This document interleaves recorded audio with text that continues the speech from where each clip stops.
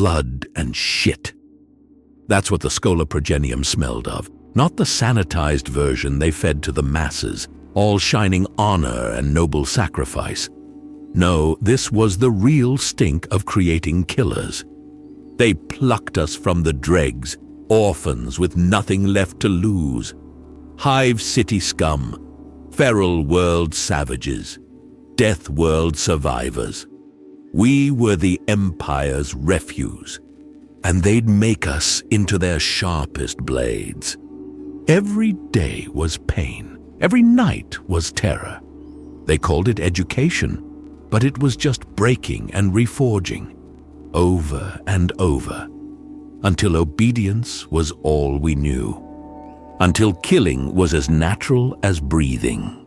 Then came Selection Day, dark figures moving like shadows, picking out the ones with murder in their eyes. The chosen disappeared. The rest? Who gives a shit? Cannon fodder for some other Imperial bloodbath. For us lucky bastards, the real hell began. Starved, beaten, frozen, burned. They threw everything at us. Most didn't make it. Their corpses became object lessons, or dinner, when things got really bad. The Empire has its scions, its commissars, its battle nuns, all very official, very noble. We were something else, something darker. By the time they were done with us, death wasn't just our job. It was our lover, our mother, our God. They say only the best survive. Truth is, only the worst of us made it through. The ones too stubborn to die, too broken to care, too empty to feel. Terror. They smuggled us in like contraband, past all the shiny space cathedrals and righteous warships. Wouldn't do to let the masses see what really keeps their precious Imperium ticking, would it? Underground we went, into the bowels of humanity's rotting capital, the Temples Assassinorum. Sounds grand, doesn't it? More like abattoirs with delusions of grandeur. Each temple had its own flavor of murder. Some were known, some weren't. Didn't matter. They all stank of death and madness. Remember those drill abbots back at the Schola? Sadistic bastards, the lot of them. But the Lord Assassins, they made those abbots look like doting nannies. 10 years, a decade of hell, every day pushing our bodies until they broke, then broke again. Combat drills where failure meant death, if you were lucky. They called it pain tolerance training. We called it torture. They hollowed out our minds, filled the space with Imperial lore and killing techniques. Hypnosis, they said, more like mental rape. By the end, you couldn't tell where the programming ended and you began. The weapons, though, oh, the weapons. Beautiful things, crafted by demigods and legends. We bled learning to use them, bled more mastering them, and all the while they pumped us full of chemicals that turned our bodies into time bombs of muscle and rage. Some of us went mad. Some of us died. The rest? We became something else. Not human, not quite monster, just empty. Perfect vessels for dealing death. You think we're just killers? If only it were that simple. See, your average Imperial meatbag with a gun, they just need to point and shoot. Us? We're expected to be bloody Renaissance men. Self-sufficient. I call it a nightmare of endless studying. Sure, we know killing. That's the easy part. But then they cram our heads full of everything else. How to fly a ship, how to sweet-talk a stubborn machine spirit, how to fix your armor when it's more holes than plate. Imperial history? We get it all. Every boring, blood-soaked detail. Languages? You name it, we butcher it. And anatomy? Let's just say we know more ways to take a body apart than put it back together. But wait, there's more. They throw in some Xenos lore for good measure. Sworn to secrecy, of course. Wouldn't want the common folk knowing we study the enemy. Might give them ideas. We've got to do it all alone. No support, no backup. Just you and your retarded brain. Finding your way across a galaxy that wants you dead. It's too much. Way too much for a human mind to handle. You can see it in the eyes of the ones who crack. The ones who start giggling during torture resistance training. The ones who try to claw their own eyes out rather than learn one more Imperial decree. Did you think the mind games were bad? Wait till they start carving up your flesh. 10 years of slicing and dicing, that's what we signed up for. Or rather, what they signed us up for. Not like we had a choice, did we? They call it surgical modification. More like butchery with a fancy name. They stick nodes in your brain, little chunks of tech to make you smarter, faster, more obedient. Like we weren't messed up enough already. Then they begin slicing into your muscles to embed sound technology. All to make us tougher. All to make us better weapons. And the tech? Oh, it's bleeding edge. So precious they won't let it off Terra. Can't risk the enemy getting their grubby little tentacles on it, can we? No, it stays here, guarded by doddering tech priests who treat it like it's the Emperor's own toothbrush. Without all this cutting and stitching, the fancy toys they give us would turn our insides to mush. Those reality-bending gadgets and drugs that make you feel like a god, they'd rip a normal human apart. You'd think after all that, after turning us into walking weapon systems, they'd trust us. But no, we're kept on a leash tighter than a commissar's coat. Want to deploy us? Better get on your knees and beg the High Lords. Then wait for them to bicker and vote like a bunch of schoolgirls deciding on a prom dress. You want to know the real joke? After all that shit, the training, the mindfuckery, the carving up of our bodies, you'd think they'd be eager to use us. Hell no. Sending one of us out is like trying to get a grox through the eye of a needle. The High Lords themselves have to pull their heads out of their asses long enough to notice us. Us. The shadows they pretend don't exist until they need something nasty done. Suddenly, we're important enough for their precious attention. And don't get me started on the record-keeping. You'd think those temple masters were writing the next Imperial Codex, the way they obsess over every little detail. Ooh, look how many kills we've racked up over the millennia. Wankers, as if we're just numbers in a ledger to them. We're good at what we do. Damn good. You can count the failures on one hand, even if you're missing a few fingers. Doesn't matter if it's some poor schmuck who pissed off the wrong noble, a psyker who got too big for their britches, a Xenos who wouldn't stay on their side of the fence, or even a demon who overstayed their welcome in our reality. We get the job done. They call us the embodiment of death. Nice title, that. Makes it sound all poetic. Truth is, we're just really efficient at ending things. People, creatures, hopes, dreams, you name it, we can snuff it out. The High Lords can pretend they're in control. The Temple Masters can scribble in their precious books. But at the end of the day, we're the ones out there in the filth and the darkness, doing the dirty work that keeps this rotting empire shambling along. We've got 4 main temples now. Used to call them clades back in the good old days of the Great Crusade and the Horus Heresy. Each one's got its own special way of dealing death. It's like a menu of murder, and the Imperium's always hungry. And of course, we've got our little pecking order. Each temple's got a Director Primus at the top. Nice title for the biggest bastard in the room. And above them all, the Grand Master of Assassins. Now there's a cheery fellow. Probably hasn't smiled since the Emperor took a permanent seat. Now, let me tell you about the Kalidas Temple. They're sneaky. They are the ones who'll slip into your bed and slit your throat before you even know you're dead. They're the Imperium's favorites when they need someone gone, but don't want to upset the delicate balance of bullshit the High Lords call politics.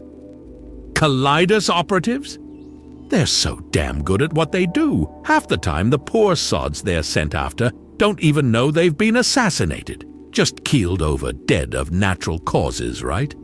Ha! Natural as a bolt pistol to the face. But times are changing.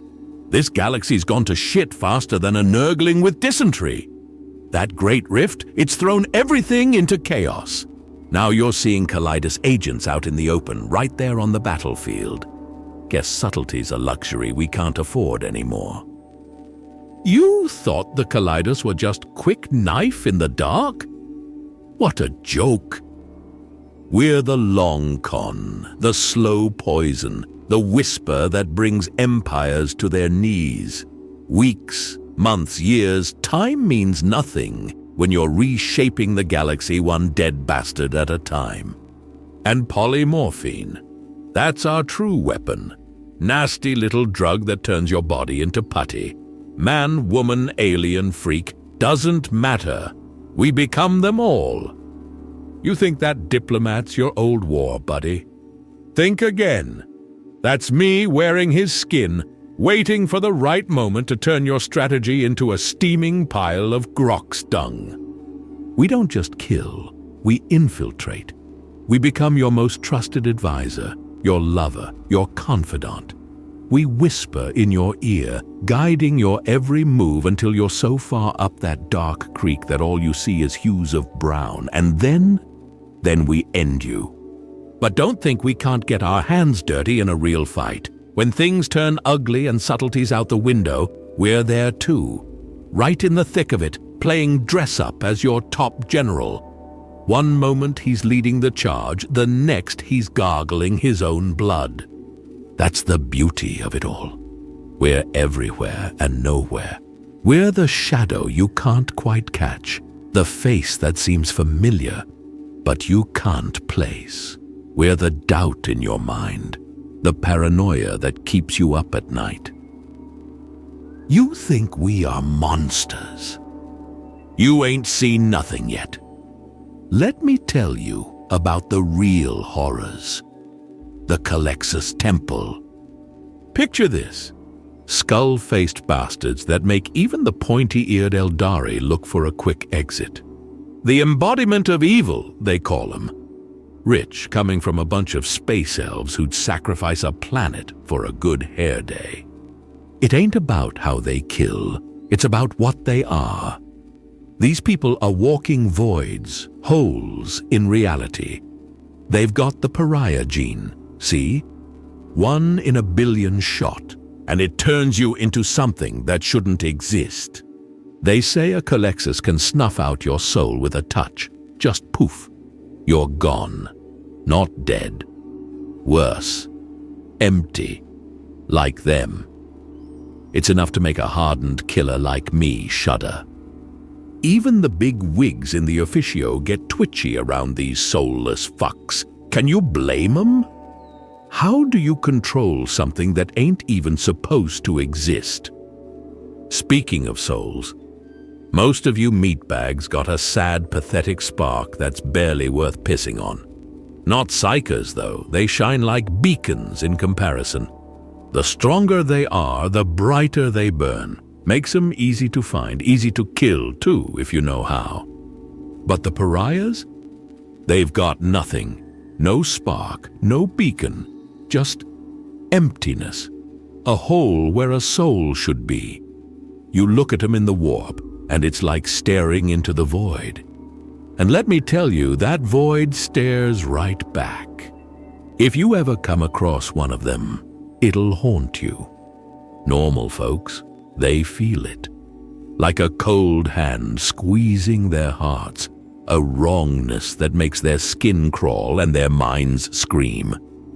It's nature's way of saying, this thing shouldn't exist. Run, you idiot. But psychers, they feel like they're drowning in open air. gasping and flailing as their precious warp connection gets snuffed out.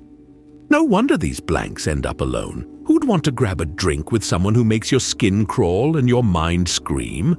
But the Calexis Temple, they see these freaks and think jackpot.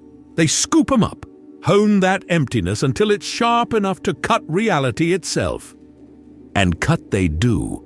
These Calexis assassins, they don't just kill you, they unmake you. They spew out this negative psychic energy that turns psychers inside out and makes demons wish they'd stayed in the warp. Heretics, Eldar warlocks, warp-spawned monstrosities. They all burn in that soulless fire. Yet some of these stone-cold killers have gone and gotten cozy with the Necrons. Yeah, those ancient metal skeletons. Somehow they've stuffed Calexis minds into necrodermis bodies. As if being a soulless abomination wasn't enough, now they're immortal, soulless abominations. You think you've seen patience, you know nothing until you've met a Vindicare. These men, they're the Imperium's idea of precision. One shot, one kill, and they'll wait an eternity to take it. Marksmanship. That's not even the half of it. Any one of them can shoot the fleas off a Nurgling's ass from 3 hive blocks away. One bullet, and your target's brain is painting the walls before their body even knows it is dead. But it's not just about pulling the trigger. No, these pricks will take their sweet time, just enjoying it. They'll find a perch and sit there for weeks, pissing in bottles and shitting in bags, just waiting for that perfect moment. And when it comes, bam! Someone's head explodes like a ripe melon, and no one even knows where the shot came from. These lunatics can slow their bodies down to practically nothing. Like some sort of hibernation, heart barely beating, breath so slow you'd think they were corpses. But the second that target shows its face, they're more alive than you've ever been. Reflexes like a cornered Catachan devil. It's like watching a spider, you know, or one of those mantis things from some death world, just waiting, motionless, dead to the world. Then snap. Faster than you can blink, it's all over. One moment you're walking along thinking you're hot shit, the next you're painting the pavement with your insides. That's the Vindicare for you. Patient as the grave and twice as final. They don't just kill you, they erase you. One perfect shot, and it's like you never existed. Clean, efficient, and utterly terrifying. You want to know what true madness looks like? Take a gander at the Eversor Temple. These aren't assassins, they're nightmares given flesh.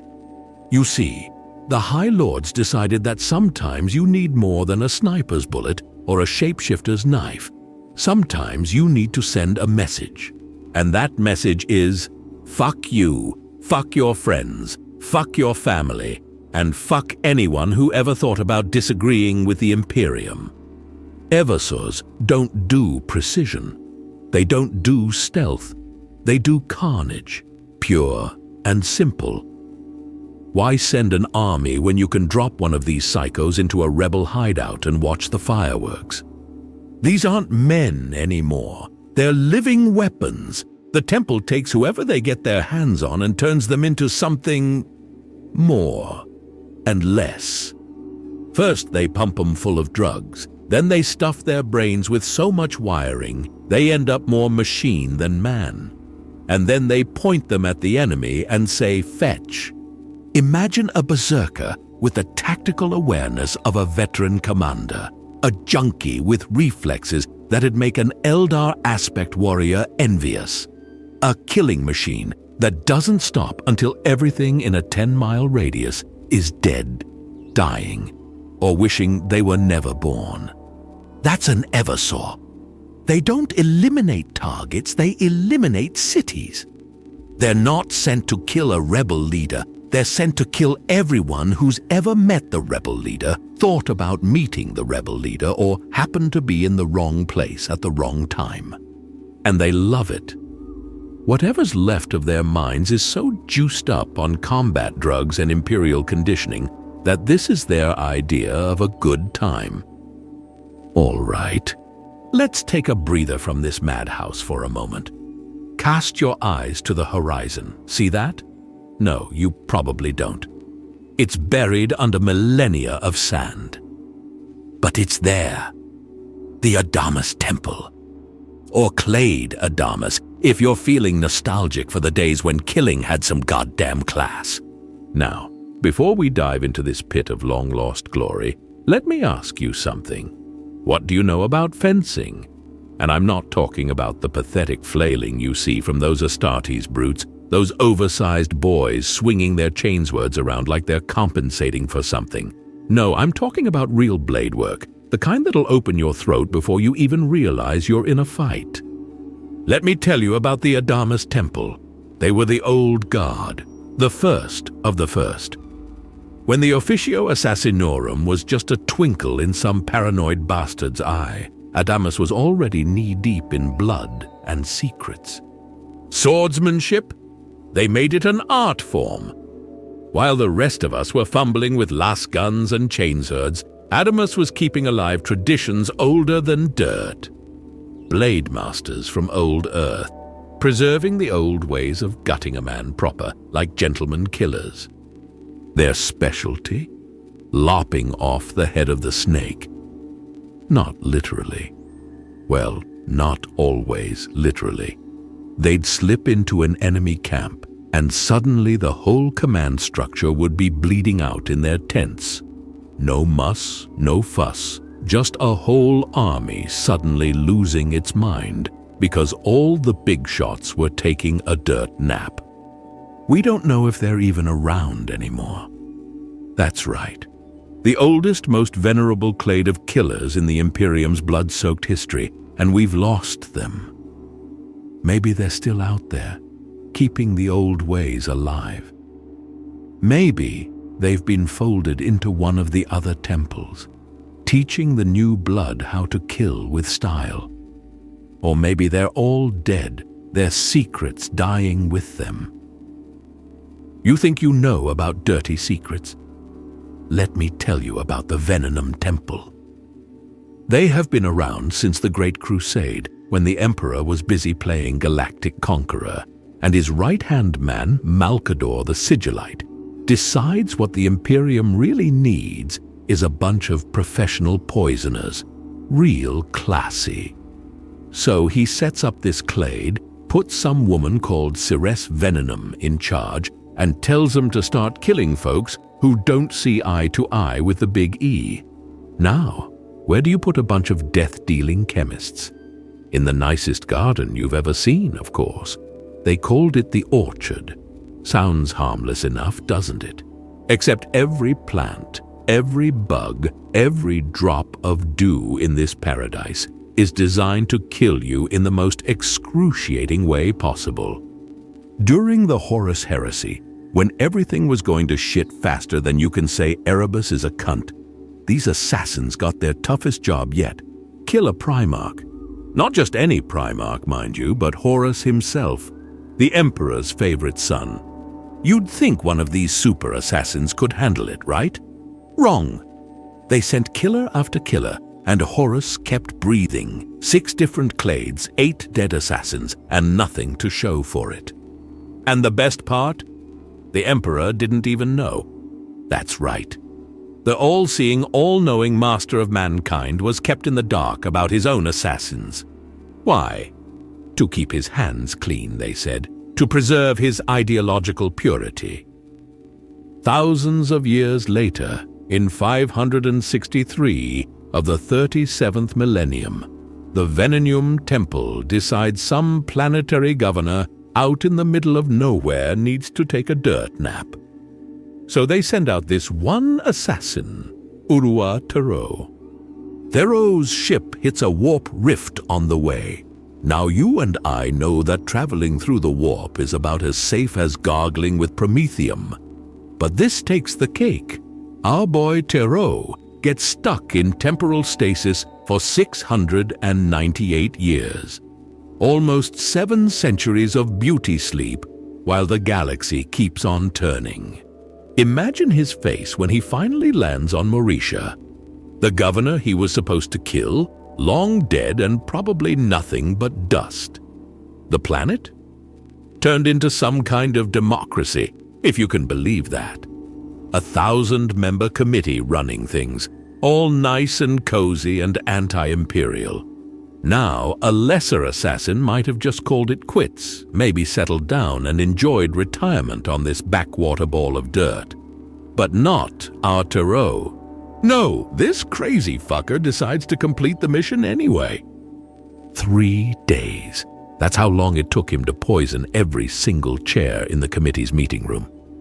Can you picture that? This guy sneaking around like some demented janitor, smearing death on every seat. All because some pencil pusher 700 years ago decided this planet needed some imperial justice. So, next time you're feeling all secure in your little imperial bubble, remember this. There might be a venom assassin out there right now, on a mission that lost all meaning centuries ago. But by the Emperor, they'll complete it anyway, for that is the only thing they know. And maybe think twice before sitting down at your next committee meeting. You never know who decided you needed killing a few hundred years ago.